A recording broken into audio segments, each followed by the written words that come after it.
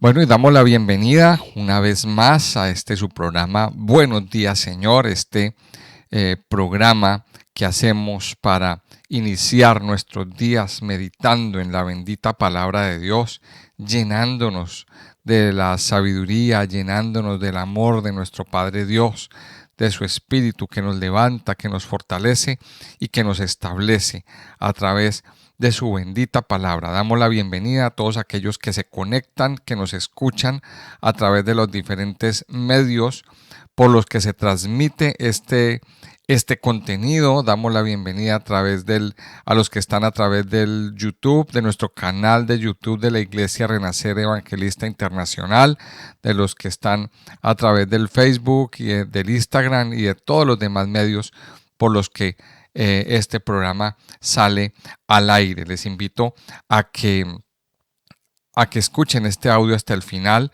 a que lo compartan con otras personas, a que le den me gusta a los contenidos, es muy valioso para nosotros, y a que se suscriban a nuestros canales para así seguir armando y organizando una bonita comunidad de personas que anhelamos estudiar las Sagradas Escrituras cada día. Bueno, seguimos estudiando el libro de Daniel.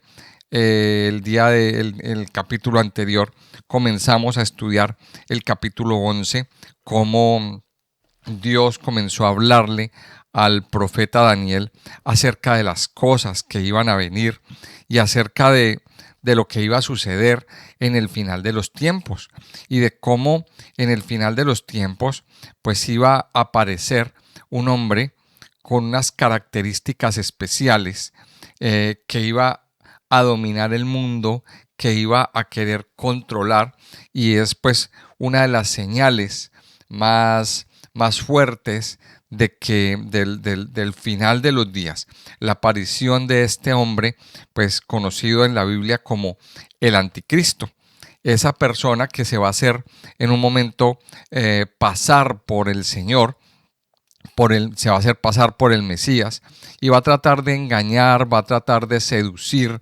va a seducir al mundo con sus palabras, con su elocuencia, con sus buenas ideas, con su bondad, pero al final va a engañar, va a controlar y va a querer dominar el mundo y va a querer someter al mundo bajo sus malvados planes.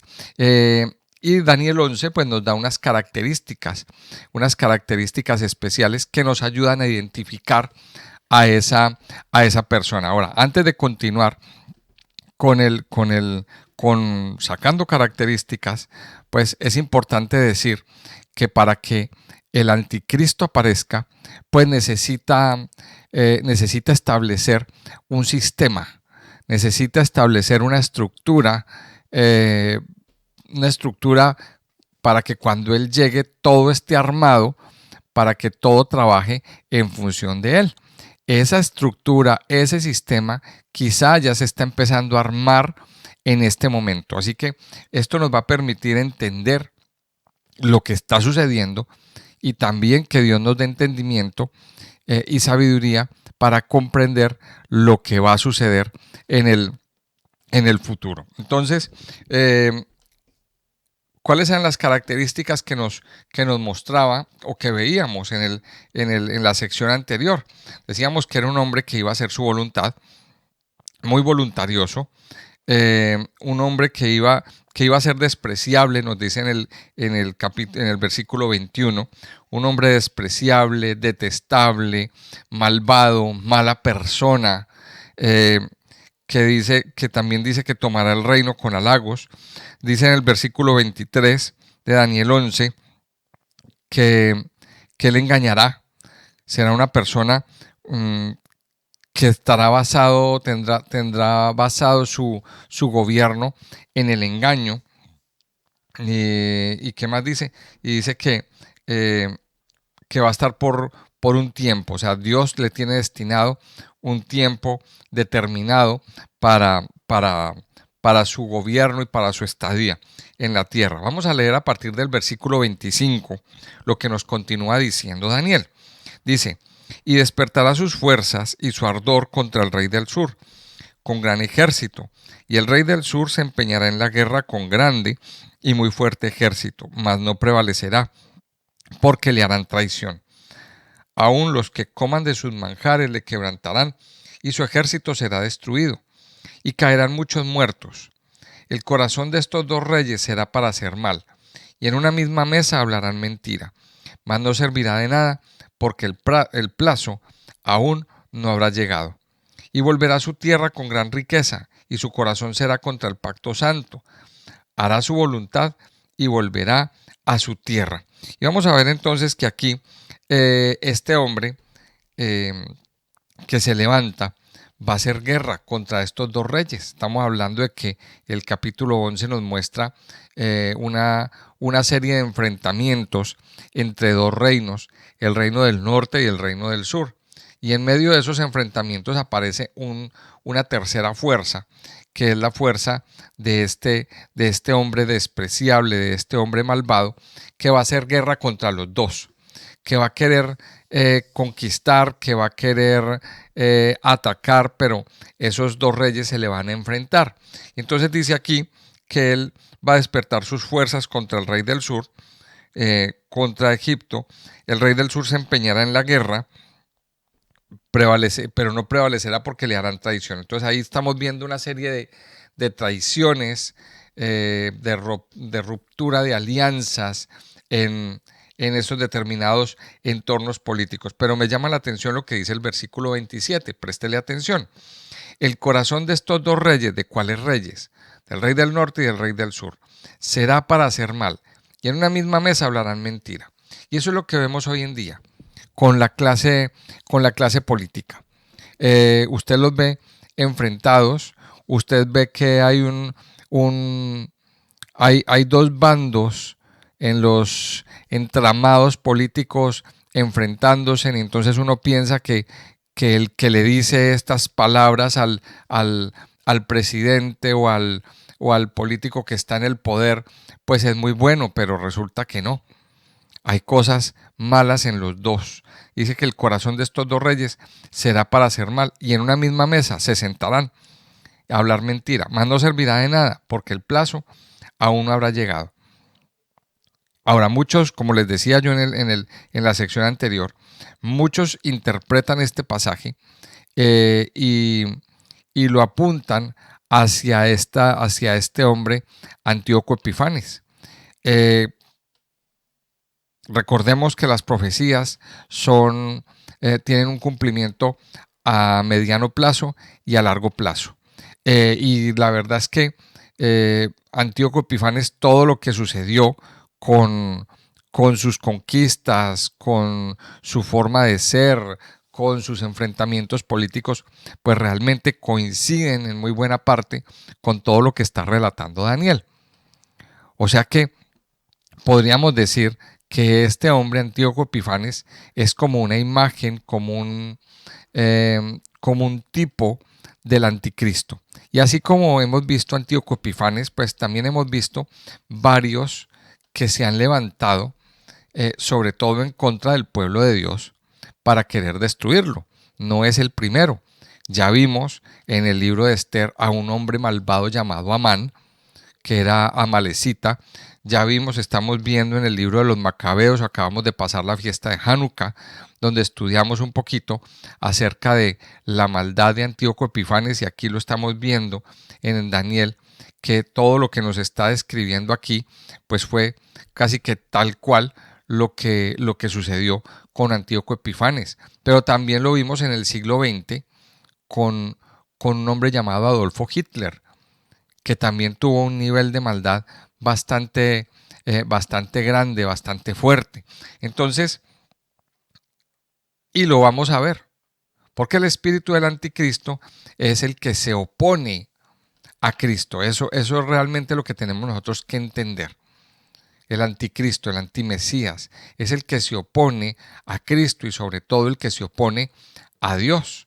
Dice en el versículo 28 que volverá a su tierra. Póngale atención que aquí nos da otra característica. Dice, volverá a su tierra con gran riqueza y su corazón será contra el pacto santo. Hará su voluntad y volverá a su tierra. Entonces aquí vemos otra característica que tiene este personaje. Su corazón será contra el pacto santo. ¿De qué pacto santo estamos hablando? Del pacto del Señor, del pacto de la Torá.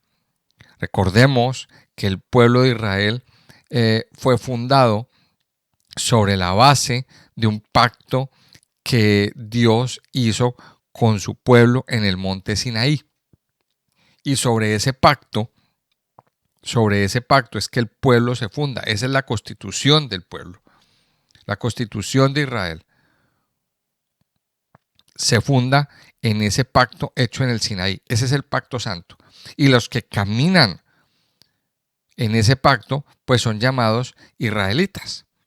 Entonces dice que el corazón, mire lo que dice, el corazón está en contra de ese pacto. O sea que prácticamente tenemos una característica principal aquí, es que este hombre tendrá su corazón en contra de las cosas eternas de Dios. Corazón en contra de Dios. Y nos dice aquí, después del punto y coma, dice otra vez, hará su voluntad. O sea, hará lo que quiera, sin control. Y vemos una persona voluntariosa. Dice el verso 29, vamos a leer, al tiempo señalado volverá al sur, mas no será la postrera venida como la primera, porque vendrán contra él naves de Quitim, y él se contristará, y volverá, y se enojará contra el pacto santo, y hará según su voluntad. Volverá pues y se entenderá con los que abandonen el pacto. Parece ser que este hombre iba a hacer un ataque contra el reino del sur y no pudo. Se le frustraron sus planes. Entonces, cuando sus planes se le frustran, que estamos viendo que esto sucedió con Antíoco Epifanes también, él descarga toda su ira, todo su odio, toda su frustración contra la tierra santa, porque él odia esa tierra. Entonces vamos a ver que el anticristo se enoja contra el pacto santo. Esa es otra característica, el enojo contra la tierra santa de Dios. Dice, y dice otra vez, y hará según su voluntad. Se enoja, un enojo, una ira. Hoy en día estamos viendo cómo el mundo cada vez se va contagiando de un virus llamado antisemitismo. Y ese antisemitismo se ha ido transmitiendo en el ADN de las personas. Ahora recordemos que desde hace mucho tiempo, muchos años, muchos siglos, ha habido un enfrentamiento ideológico entre los árabes y los israelitas.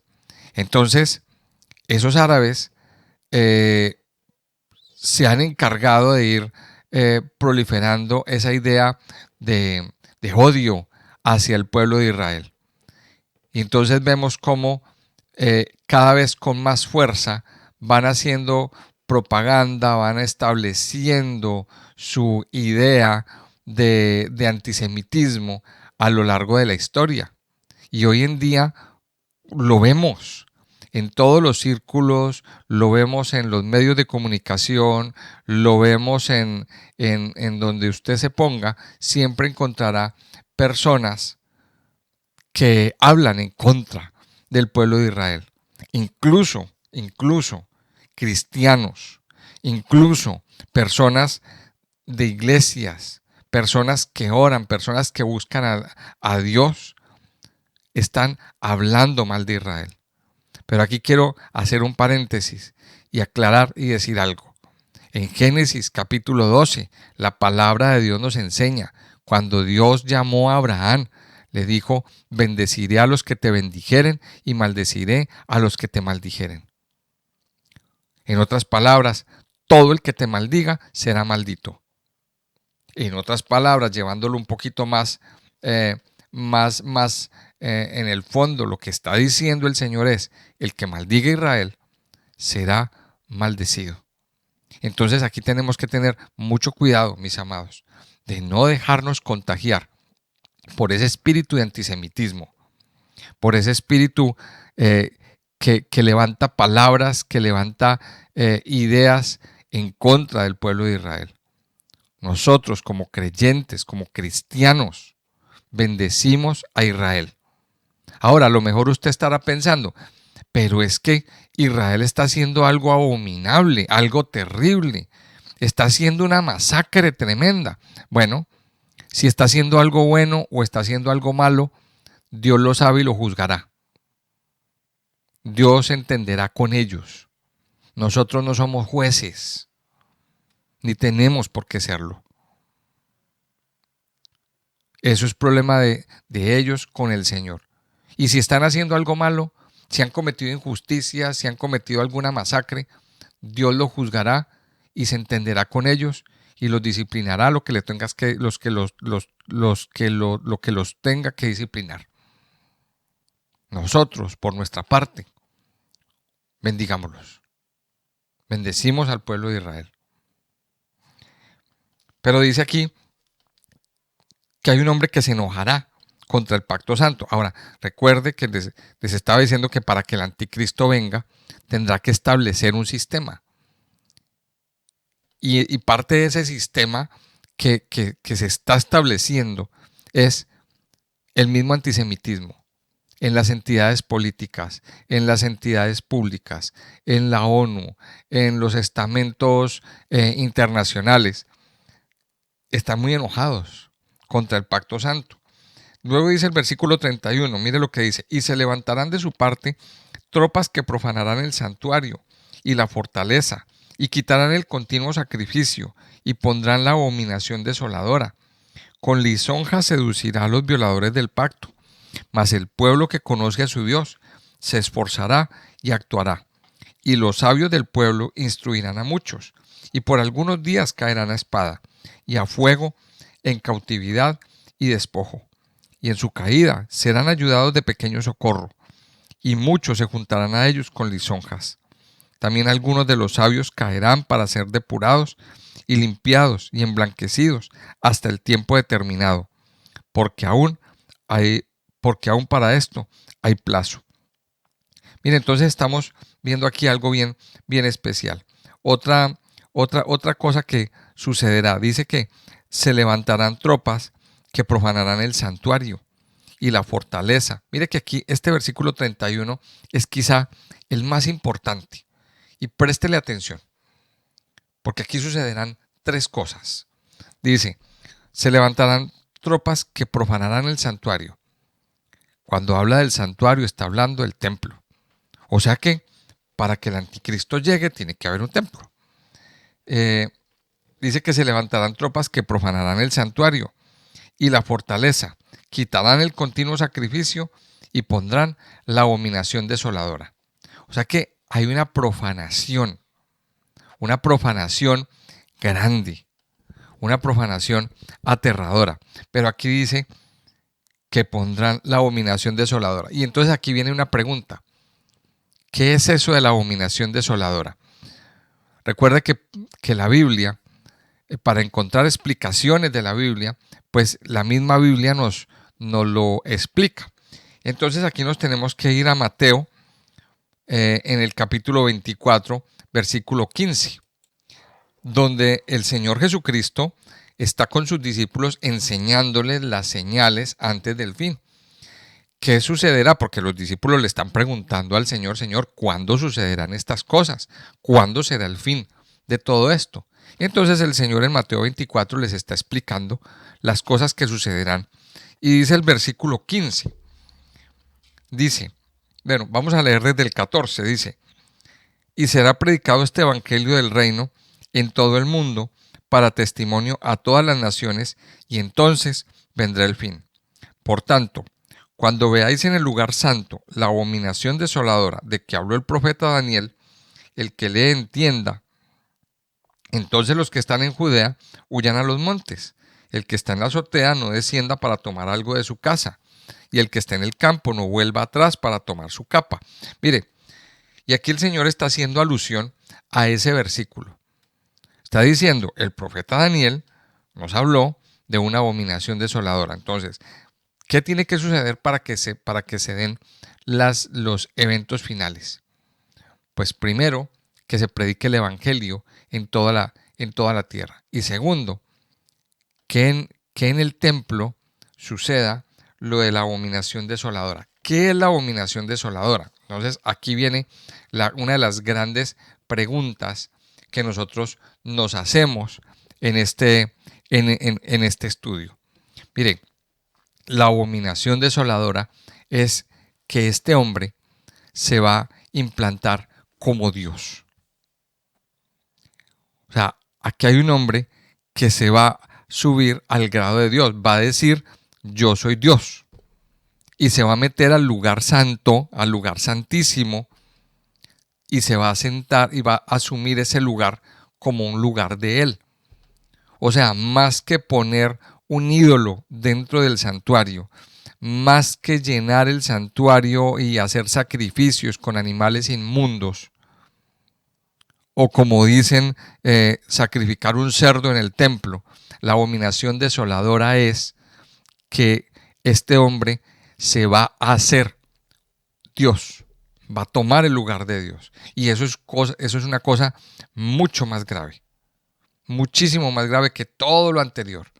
Esa es la abominación desoladora, que este hombre va a asumir ese lugar. Entonces dice, quitarán el continuo sacrificio y pondrán la abominación desoladora. Y luego dice el verso 32, con lisonjas, con halagos, va a seducir a los violadores del pacto. O sea, van a haber personas que abandonan el pacto santo. Van a haber personas que abandonan las cosas de Dios, las cosas sagradas. Y esto es una cosa fuerte. Y él se va a entender con esos que abandonan a Dios. Se va a entender, se va a llevar muy bien con esos que abandonan el pacto santo. Pero también dice que con lisonjas, con palabras bonitas, va a hacer apostatar, o sea, va a acabar de dañar el corazón de aquellos que no siguen el pacto con Dios. Y aquí vamos a ver algo. Recuerde que en Mateo 24 el Señor nos dice que una de las cosas, lo primero que dice el Señor en Mateo 24 es que vendrán personas a engañar. Vendrá el engañador. O sea, este hombre, y vamos a mirarlo aquí, esta persona, este personaje, una de las cosas que va a hacer es engañar, si fuere posible, a los escogidos. Dice, va a hacer apostatar a los que no obedecen, a los que no cumplen con el pacto. Pero mire lo que dice la segunda parte del versículo 32 y los versículos que siguen. Mas el pueblo que conoce a su Dios se esforzará y actuará. Aquí el Señor nos está dando a entender que no todos van a quedar mal. Entonces, esto, ¿cómo lo podemos entender? Mire, una forma muy sencilla. Tenemos un libre albedrío.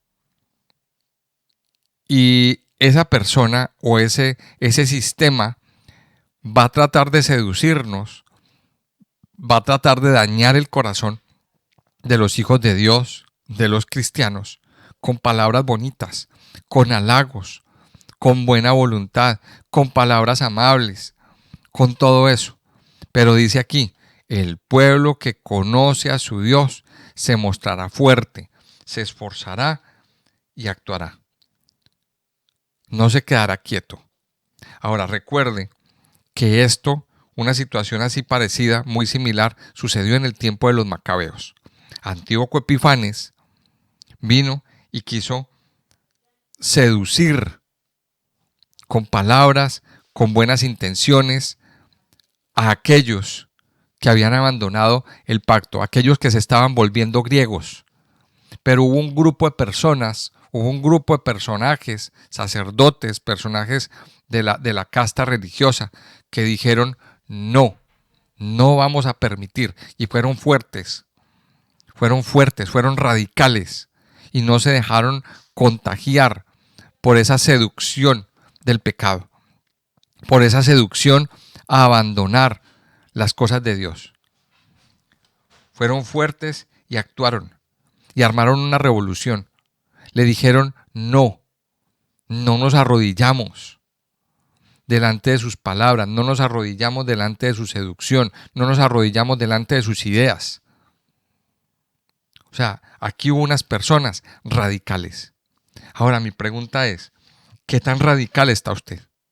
¿O qué tan radical es usted? Si usted dice que ama a Dios, tiene que volverse radical. Aquí esta palabra es una palabra muy fuerte. Dice, habla del pueblo que conoce a su Dios.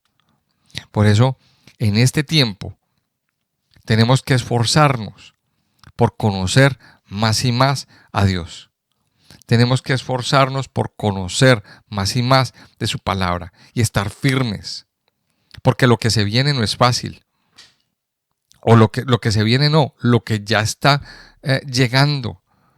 El mundo en el que estamos metidos. Recuerde que para que el anticristo se manifieste tiene que haber un sistema ya establecido. Y ese sistema ya se está estableciendo. Y ya hay una ideología en curso. Ya hay unas palabras en curso. Ya hay toda una doctrina, digámoslo así, que se está enraizando en esta sociedad. Y usted tiene que conocer a Dios. Dice que el pueblo que conoce a su Dios se esforzará y actuará. Dice el verso 33, y los sabios del pueblo instruirán a muchos. Oiga, los sabios del pueblo. Y entonces aquí viene otro punto. Cuando usted conoce al Señor, cuando conocemos al Señor, tenemos una misión. ¿Cuál es la misión? Instruir a las personas. Transmitir este conocimiento, transmitir esta sabiduría. Y eso es lo que yo estoy haciendo aquí, lo que hacemos desde este devocional. Transmitirles a ustedes los valores, los principios, la palabra de Dios. Los sabios del pueblo instruirán a muchos. Luego dice en el versículo, dice que por algunos días caerán a espada y a fuego, en cautividad y en despojo, y en su caída serán ayudados de pequeño socorro, y muchos se juntarán a ellos con lisonjas. También algunos de los sabios caerán para ser depurados y limpiados y emblanquecidos hasta el tiempo determinado, porque aún para esto hay plazo. Dice que algunos sabios van a caer, algunos sabios van a ser depurados, van a ser limpiados, van a ser emblanquecidos, van a vivir un tiempo de prueba. Y esto es una de las cosas que la Biblia nos está anunciando. Viviremos tiempos de prueba, viviremos tiempos difíciles, viviremos tiempos duros, pero ¿cuál es el objetivo? Mire, muchos sabios caerán, ¿para qué? Para ser depurados, para ser limpiados y para ser emblanquecidos. Será un tiempo de prueba, un tiempo duro, un tiempo complicado, pero tiene un objetivo, la refinación, la purificación y el establecimiento de una fe firme. Nuestra fe debe ser purificada. Recuerde siempre, esto siempre lo he dicho yo, la fe de los cristianos debe ser probada y será probada. Y si usted, amado oyente, tiene fe, y una fe verdadera, sepa y entienda que su fe siempre será probada, siempre será puesta a prueba. Ahora procure que cuando esa prueba llegue, cuando esa prueba se le presente, no la vaya a perder. Porque ¿sabe qué es lo que pasa? Cuando perdemos las pruebas, cuando perdemos el examen, tenemos que repetir el curso. Y muchos se pasan la vida repitiendo el mismo examen y no avanzan. No avanzan al curso siguiente. No avanzan al siguiente grado. Entonces aquí nos dice en el versículo 35 que vendrá una prueba. Dice el versículo 36. Dice, y el rey hará su voluntad y se ensoberbecerá y se engrandecerá sobre todo Dios y contra el Dios de los dioses hablará maravillas. y prosperará hasta que sea consumada la ira, porque lo determinado se cumplirá. Y una vez más nos dice que el rey hará su voluntad, o sea, hará lo que le dé la gana, hará lo que quiera, nadie lo controlará, se llenará de soberbia, se engrandecerá y dice, se engrandecerá sobre todo Dios. Y aquí hay una cosa que entendí y la estamos entendiendo en este momento. Este anticristo no le gusta la idolatría. Siempre pensamos y siempre llevamos esta idea de que la idolatría era parte de la ideología del anticristo. Y no, la idolatría no es parte de la ideología del anticristo. ¿Por qué? ¿Por qué no le gusta la idolatría? Porque es que él quiere toda la gloria para él. Él quiere ser Dios. Por eso dice que se engrandecerá sobre todo Dios. Y luego dice, otra característica, contra el Dios de los dioses hablará maravillas. Le abrirá su boca. ¿Se acuerdan que había un cuerno pequeño con ojos y boca en el capítulo 8? Bueno, aquí nos está diciendo que hablará cosas grandes, fuertes, contra el Dios de los dioses. Luego dice el versículo 37, del Dios de sus padres no hará caso, ni del amor de las mujeres. Muchos llevan este punto a entender o a digamos, comprender de que tal vez está hablando del homosexualismo. Pues muchos estarán pensando eso. Siempre se ha tratado de interpretar ese versículo de esa manera. No lo sabemos. Puede que sí, puede que no. Pero dice que no hará caso del amor de las mujeres. En otras versiones dicen en la Biblia de las Américas, no le importarán los dioses de sus padres ni el favorito de las mujeres, ni será el favorito de las mujeres. Y realmente lo que estamos viendo hoy en día es eso. Hoy en día estamos viendo todo un entramado, toda una plataforma a favor del movimiento de las letras, digámoslo así, LG, etcétera, etcétera. Estamos viendo toda una ideología que se pone a favor y que cuando hay alguien que se levanta o habla en contra de ese movimiento, pues es sacrificado, es apedreado, es echado fuera, es vituperado, mandado a callar, porque no va a favor de ellos. Pero aquí lo que dice, que el anticristo no hará caso del amor de las mujeres. También nos dice otra característica que nos dice que no respetará a Dios alguno, porque sobre todo se engrandecerá. Y dice que eliminará, bueno, lo que nos está diciendo aquí es que eliminará la idolatría. Claro, la va a eliminar, porque no le conviene que nadie mire a otro Dios, porque lo que quiere es que lo miren a él, llevarse toda la gloria, toda la gloria. Dice el versículo 38, y este es bien interesante, mas honrará en su lugar al Dios de las fortalezas, Dios que sus padres no conocieron, lo honrará con oro y plata, con piedras preciosas y con cosas de gran precio. Con un Dios ajeno se hará de las fortalezas más inexpugnables y colmará de honores a los que le reconozcan, y por precio repartirá la tierra. Pero al cabo del tiempo el rey del sur contenderá con él, y el rey del norte se levantará contra él como una tempestad, con carros y gente de a caballo y muchas naves, y entrará por las tierras e inundará y pasará.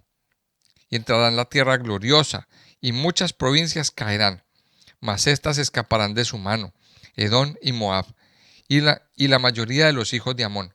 Extenderá su mano contra las tierras, y no escapará el país de Egipto. Y se apoderará de los tesoros de oro y plata, y de todas las cosas preciosas de Egipto, los de Libia y de Etiopía le seguirán. Pero noticias del oriente y del norte lo atemorizarán. y saldrá con gran ira para destruir y matar a muchos. Y plantará las tiendas de su palacio entre los mares y el monte glorioso y santo, mas llegará a su fin y no tendrá quien le ayude. Y dice el versículo 38 que honrará al Dios de las fortalezas. Cuando estudiamos esta palabra, nos encontramos, aquí aparece, donde aparece fortalezas, aparece la palabra Mousim. Mousim. ¿Y quién es Mousim? Eso me lo pregunté yo estudiando este pasaje. ¿Quién es el Dios Mousim? El Dios Mousim es el Dios del poder. El Dios del poder.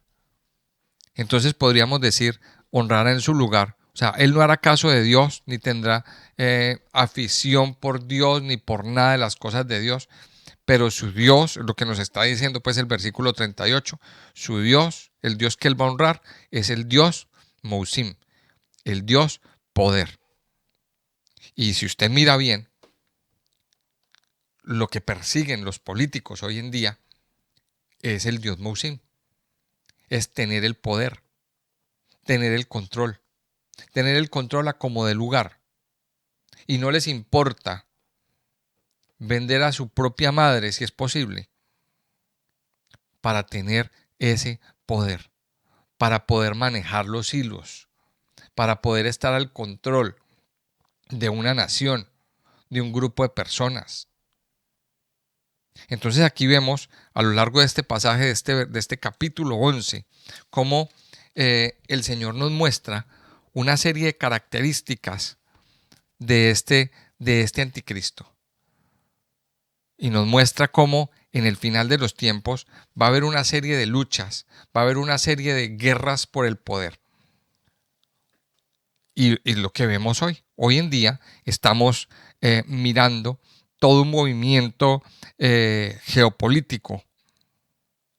O sea, están moviendo las fichas para querer dominar. Eso es como un tablero de ajedrez, más o menos.